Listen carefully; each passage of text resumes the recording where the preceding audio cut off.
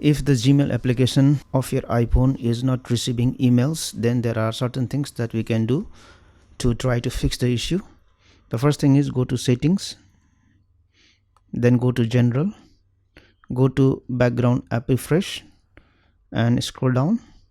Make sure that you have enabled this option Gmail so that the Gmail app can work in the background even though it is not open. Now the next thing what you have to do is you have to go to settings, scroll down and go to mail, go to accounts, go to Gmail, and also make sure that this mail option is activated so that the mail will be downloaded to the Gmail application. The last thing what we will do is we will open the Gmail app and then we will tap on this menu option.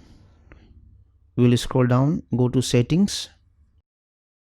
Now if you have more than one Gmail added to your iPhone, then select the Gmail which has the problem.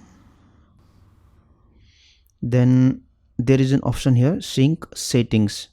Make sure that you drag the slider all the way to the end so that the Gmail application can sync email for 30 days. Thank you for watching this video. Hope this will fix the issue. Thank you for watching this video and please subscribe to my YouTube channel.